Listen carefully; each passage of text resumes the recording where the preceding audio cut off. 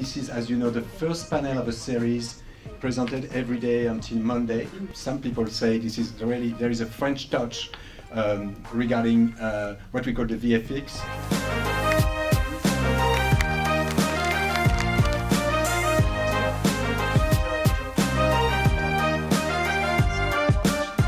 Going to hand it off to them. The challenge was more to navigate between both eras, the 1895 Paris and nowadays.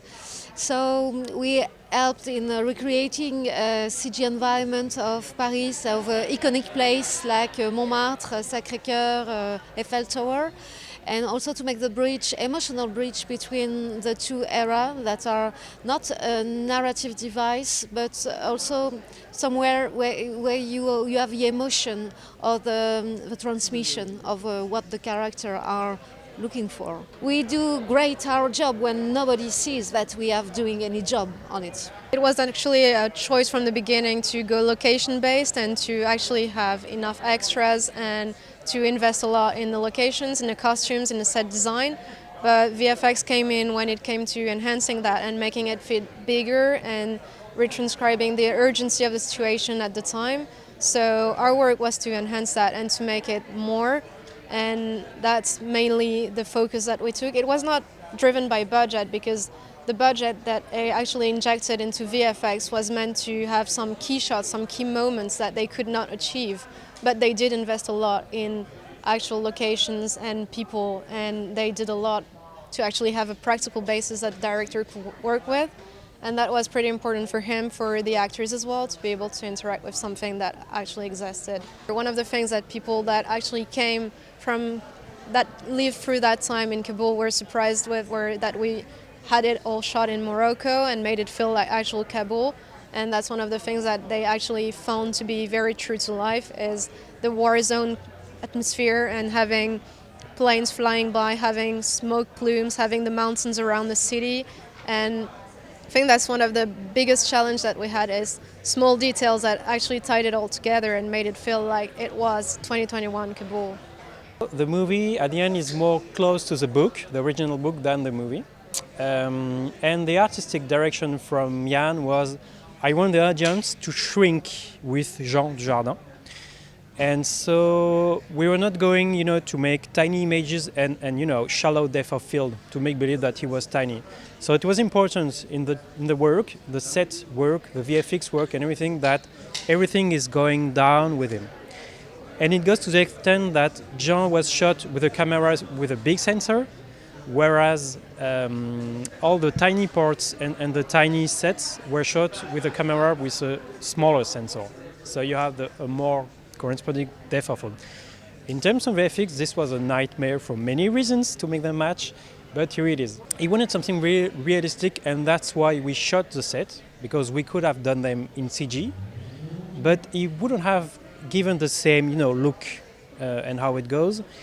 And yes, all the technical challenge was to shrink the whole camera crew and the whole set while shooting. We've been around for 40 years and most of our work has been international. Maybe 80% of our work is international productions. So we've been working with US and UK productions over the years more than French films. And the relationship we've built with them is usually around creativity. That's one of the things people come to us for.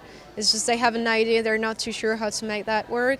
And our job has always been to make that come to life, but also to do that hand in hand with them and to build the tools that might be needed to make it become a reality. So that's been our reputation, but as everyone said, with the tax incentive, more productions are coming to France. And that means that the ecosystem is benefiting from it because everyone's growing around that, and that means more and more qualified vendors are being able to do quality work, which is good news for everyone. It's always positive. I have a feeling that there is a mix of cultural thing like technology, but also art that is very anchored in our culture. And for visual effects, this is exactly what you need. You need to be technical, but also have an artistic point of view. So mixing both maybe makes us a little bit special. It's true that because we work a lot with domestic markets, the small independent film that have vision and they use the VFX for creativity and not for explosion or you know, the sake of them. We have a lot of them because they are French and because we have them. I guess some American movies that way exist, but they stay in America as well. So from our point of view, there's no real difference.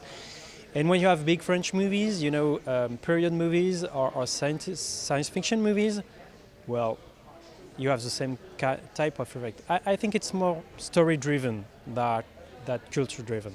Regarding the French touch that François talked about the way French people work on special effects, and the Gobelin is part of that as well. But how do you explain that kind of expertise in special effects in animation as well? What makes France special compared to other countries? I would say strong, independent, autonomous, rebellious minds, somehow. And I think we have a long tradition of animation with Paul Grimaud that inspired the Japanese animators at the time. And I think we just love that. This is something people love to do. And when you love to do it, I mean, you're good at it.